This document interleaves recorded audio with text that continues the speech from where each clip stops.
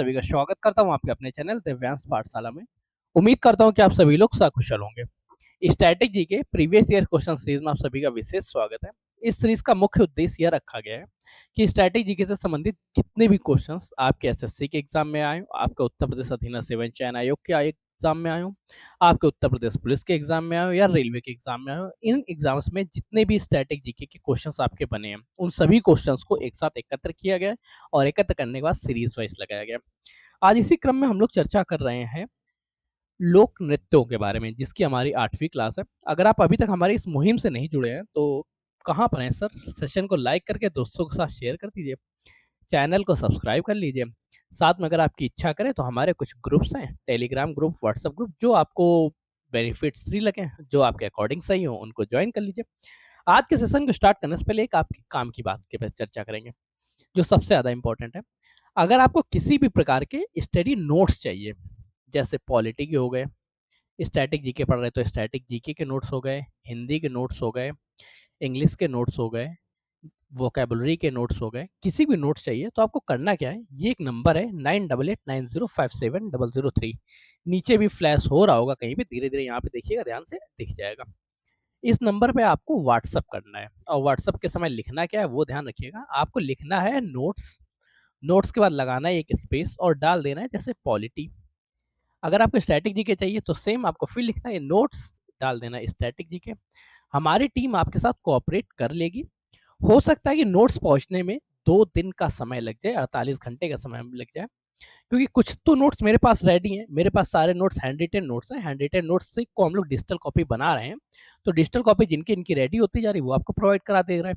बाकी जिनको बनने में टाइम लगेगा आपको कोऑपरेट करके बता दिया जाएगा। ये गारंटी है कि एक हफ्ते के अंदर आपको सारे के सारे, 1 वीक के अंदर सारे नोट्स आपके पास होंगे जो आप चाहेंगे, जिसके बारे में आप अध्ययन करना चाहेंगे। आज जब आपको नोट्स मिल गए तो सेशन को कम से कम 10 दोस्तों को शेयर करिए, 10-15 लोगों से सब्सक्राइब भी करवाइए और फिर सारी वीडियो को कंप्लीट तक देखिएगा। तो चलिए, पहला क्वेश्चन आपके समझ आ रहा है, कौन कुमायूं पहाड़ियों की रोमांटिक नृत्यों में से एक है जो प्रायः शादियों और बसंत के मौसम में किया जाता है? अब इनमें से आपको बताना एक ऐसे नृत्य के बारे में जो रोमांटिक नृत्य है, शादियों में किया जाता है, बसंत के मौसम में किया जाता है। जब ऐसे मौसम में किया जा रहा है तो आपको बताना तो पड़ेगा। तो चलिए, कोई नहीं, अब बताने के लिए आपको 5 सेकंड का मैं टाइम देता हूँ। 5 सेकंड बाद हम लोग स्टार्ट करते हैं। ये 5 सेकंड कितनी जल्दी बीत जाता समझ में नहीं पता चलता। अब देखिए, एक यहाँ पे नृत्य है जिसको यहाँ पे छपेली, सपेली लिख दिया, क्या बात है। ये नृत्य में यार थोड़ी सी टाइपिंग एरर है, तो टाइपो तो आप लोग समझते होंगे, ये सपेली नहीं, यहाँ पे चपेली नृत्य होगा। इसको बोलते हैं चापेली या छापेली नृत्य। यह नृत्य शादियों में किया जाता है और हमेशा कपल नृत्य है, अर्थात ये रोमांटिक नृत्य है। जब वसंत एकदम झूम के आता है, कपल भी मूड में होता है, तब जाके इस प्रकार का नृत्य का आयोजन किया, इस प्रकार का लोग नृत्य करते हैं। कंफर्म हुआ? अगला क्वेश्चन देखते हैं। अगला क्वेश्चन है, बिहू नृत्य किस भारतीय कला का लोक नृत्य है? बिहू नृत्य किस भारतीय राज्य का लोक नृत्य है? मैंने पढ़ने में बिहू के बारे में अगर बताना तो याद रखिएगा, जो बिहू नृत्य है इसको मुखौटा नृत्य के नाम से भी जानते हैं। इसका अन्य नाम आपको देखने को मिलेगा मुखौटा नृत्य, क्योंकि इसमें नृत्य करने से पहले जो नृत्यक होता है वो एक प्रकार का मुखौटा धारण करता है कहाँ का? असम राज्य का है बिहू नृत्य। अगला क्वेश्चन देखते हैं।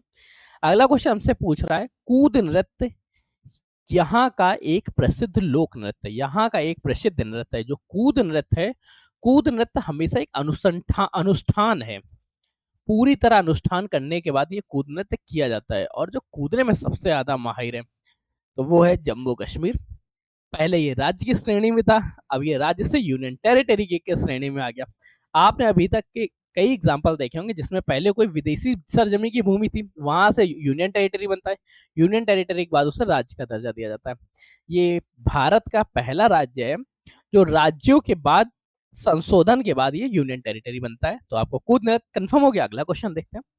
राखल लीला किस राज्य का लोक नृत्य है? देखिए, राखल लीला के बारे में याद रखिए, राखल लीला जहां का भी लोक नृत्य है वहीं का लोक नृत्य बिहू भी है, वहीं का लोक नृत्य बिछुआ भी है, और वहीं पे एक नागा नृत्य भी मनाया जाता है जो कि वहां का फेमस नृत्य है। तो अब आपको नाम तो याद ही हो गया कि वो लोक नृत्य असम का है।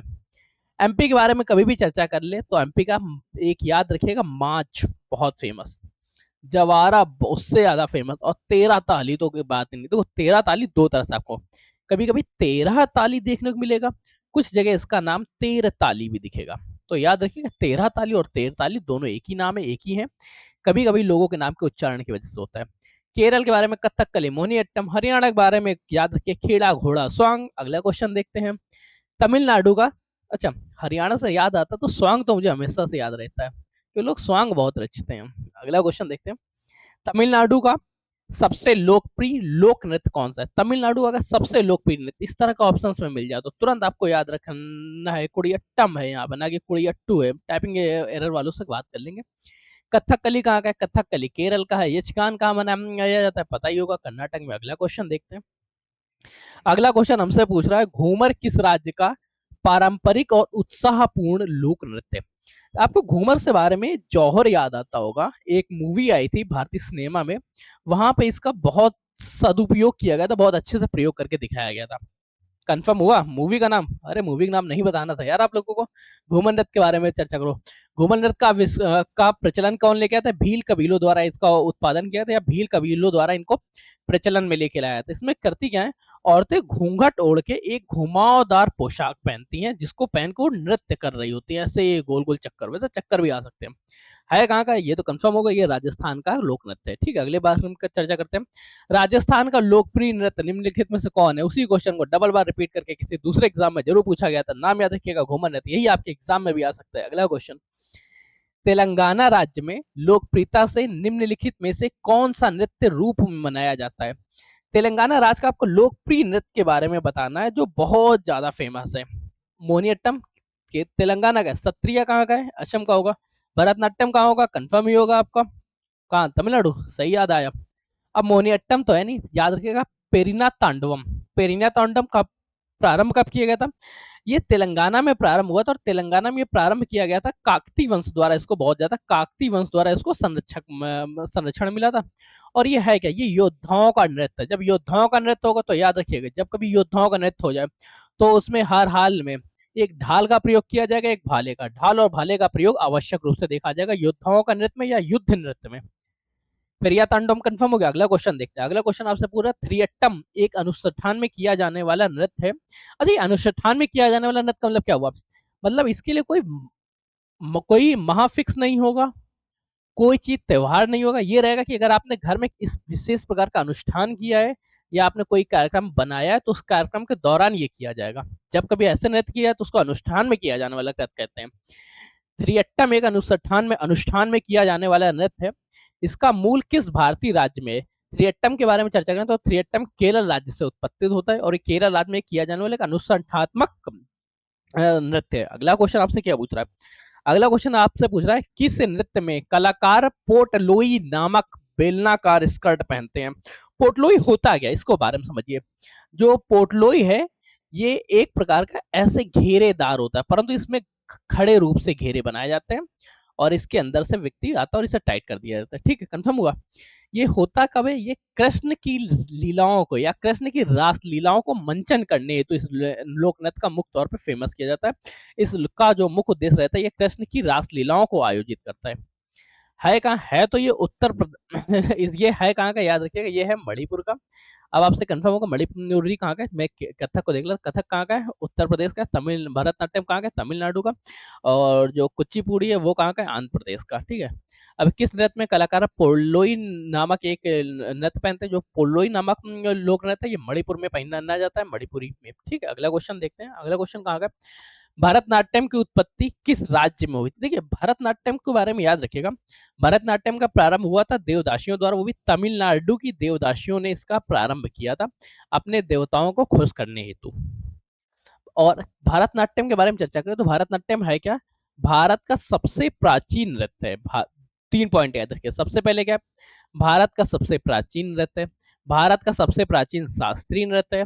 इसका प्रारंभ किसके द्वारा किया? इसका संरक्षण किसके द्वारा किया गया? इसका मुख्य तौर पर संरक्षण तमिलनाडु की देवदासियों द्वारा किया गया था। धीरे धीरे ये देवदासियों का स्तर किस तरह से समाज में गिरता है, उस बारे में हम लोग हिस्ट्री की क्लास में चर्चा करेंगे, यहाँ पे नहीं। ठीक है, और इसके अगर पूर्व नामों के बारे में चर्चा कर ले तो, क्योंकि आपके जब पुराना नृत्य तो उसका पूर्व नाम जरूर पूछा जाएगा। इसका पूर्ण नाम है सादिर, दासी अट्टम, इसको कहीं कहीं सादिर भी कहते थे। एक समय ऐसा है जब इसे दासिर अट्टम के नाम से बुलाया जाने लगा। फिर इसका नाम पड़ा तंजावुर नट्यम, तंजावुर नट्यम, और वर्तमान समय में इसका नाम है भारतनाट्यम। भारतनाट्यम की उत्पत्ति कहाँ से हुई थी? अब तो आप लोगों को कंफर्म होगा ना, तमिलनाडु यहाँ कहीं लिखा ही होगा। प्रारंभ कंफर्म हो गया। अगला क्वेश्चन देखते हैं। अगला क्वेश्चन पूछ रहा है निम्नलिखित में से कौन सी सबसे पुरानी शास्त्रीय नृत्य शैली है? अभी पढ़ा, सबसे प्राचीन कौन सी है, वही सबसे पुरानी होगी। कंफर्म हो गया। अगला क्वेश्चन देख रहे हैं। अगला क्वेश्चन आपसे पूछना चाहता है निम्नलिखित में से कौन सा नृत्य भारत का शास्त्रीय नृत्य नहीं है? कुचिपुड़ी शास्त्रीय नृत्य है, मणिपुरी शास्त्रीय नृत्य है, ओडिसी शास्त्रीय नृत्य है। कुचिपुड़ी है कहाँ का? कंफर्म हुआ, आंध्र प्रदेश का। मणिपुरी कहाँ से है? नाम से ही कंफर्म है कि ये मणिपुर का होना चाहिए। उड़ीसी कहाँ से? आपको कंफर्म होगा, उड़ीसा का होना चाहिए। जो बुकाकू है, बुकाकू एक जापान का नृत्य है, वो भी जापान का परंपरागत नृत्य है, याद रखिए, जापान का परंपरागत नृत्य है बुकाकू। ठीक, अगला क्वेश्चन देखते हैं। अगला क्वेश्चन हमसे पूछना चाहता है निम्नलिखित में कौन सा शास्त्रीय नृत्य शैली उड़ीसी से संबंधित है? उड़ीसी से संबंधित नृत्य शैली कौन सी होगी? उड़ीसा से। और इसका मुख्य तौर पर जन्म कब हुआ? उड़ीसा के देवदासियों द्वारा किया गया।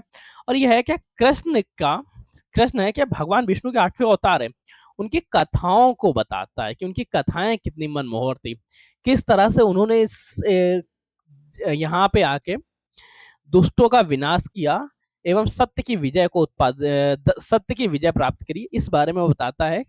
कौन सा नृत्य? उड़ीसी नृत्य। उड़ीसी नृत्य है कहाँ का? उड़ीसा का है। ठीक, कंफर्म हो गया। और इसमें जब कभी आप उड़ीसी नृत्य के बारे में चर्चा करें, उड़ीसी नृत्य से एक क्वेश्चन और पूछा जाएगा, त्रिभंग। देखिए आपसे एक क्वेश्चन और पूछा जाता है नृत्य शैलियों से बारे में कि नृत्य शैली की शब्दावली क्या है? तो इसकी शब्दावली में एक लेटर आता है त्रिभंग। त्रिभंग का क्या मतलब होता है? पूरी बॉडी को 3 भागों में डिवाइड कर देना। पहला भाग क्या रहेगा? सिर। दूसरा क्या रहेगा? पूरा पूरा शरीर, या इसको धड़ भी कह सकते हैं। तीसरा है पैरों की मुद्राओं के बारे में। जब कभी भी नृत्य की शब्दावली से संबंधित क्वेश्चन पूछा जाएगा तो आपसे 2 चीजें पूछी जाएंगी। एक, पहला पूछा जाता है कि भरतनाट्यम की शब्दावली के बारे में, और एक उड़ीसी की शब्दावली के बारे में। उड़ीसी की शब्दावली में त्रिभंग आता है। त्रिभंग का मतलब शरीर को 3 भागों में बांट के डांस किया जाता है। सिर अलग मुद्राओं में, सिर का तालमेल हमेशा सिर के साथ रखा जाएगा, शरीर का तालमेल सभी शरीर के साथ रहेगा, और पैरों का तालमेल पैरों से, मतलब 3 तरह से डांस होगा। पूरी बॉडी को 3 पार्ट्स में कंट्रोल करने की क्षमता यहाँ से आती है। अगला नृत्य है गरबा नृत्य। निम्नलिखित में से किस राज्य से संबंधित है? देखिए गरबा है तो आपको वहां से याद आना चाहिए तुरंत गुजरात। गरबा है कहाँ का? गुजरात का। किस किस मौसम में किया जाता है, कब किया? ये मुख्य तौर पर नवरात्रि में किया जाता है, शरद पूर्णिमा में किया, नवरात्रि में किया जाता है, शरद पूर्णिमा में किया जाता है, शरद पूर्णिमा के साथ इसका प्रयोग किया जाता है, बसंत में किया जाता है, और साथ में इसका प्रयोग इसका आयोजन होली के मौसम किया जाता है। मतलब गुजराती अगर खुश हुई है तो डांडिया खेलेंगे या गरबा करेंगे, दोनों का नाम का याद होगा, डांडिया और गरबा, तो दोनों ऑप्शन याद हो गए होंगे आपको। चलिए आज का सेशन शॉर्ट रखते हैं, कल संडे है, संडे को हम एक स्पेशल क्लास प्लान कर रहे हैं। अगर आप सभी लोगों का मन हो तो आइएगा, आप लोगों का विशेष स्वागत रहेगा। इसके साथ कौन कौन से पॉइंट्स, एक पॉइंट्स और याद रखिएगा, जो आपके लिए नंबर है 9889057003, इस नंबर पे आपको सारे सारे नोट्स मिल जाएंगे। किसी भी सब्जेक्ट का नोट्स चाहिए, आपको लिखना क्या है? नोट्स स्पेस लगाना है और उस सब्जेक्ट का नाम लिखना है। जैसे हिंदी चाहिए, हिस्ट्री चाहिए, पॉलिटी चाहिए, इकोनॉमिक्स चाहिए, एनवायरमेंटल साइंस चाहिए, इंग्लिश चाहिए, या स्टैटिक जीके चाहिए, रीजनिंग चाहिए, मैथ चाहिए, आर्ट एंड कल्चर चाहिए, साइंस चाहिए, बायोलॉजी, फिजिक्स, केमिस्ट्री आयो चाहिए, मैथ्स के लिए क्वेश्चन चाहिए, आधुनिक भारत के बारे में क्वेश्चन चाहिए, बस कंप्यूटर भी चाहिए, यूपी जीके चाहिए, सबके नोट्स आप लोगों को मिलेंगे फ्री ऑफ कॉस्ट। आपको इस नंबर पर टेक्स्ट करना है, व्हाट्सअप करना है, और जितने ज्यादा लोग व्हाट्सअप करा दे उतना और क्या अच्छा।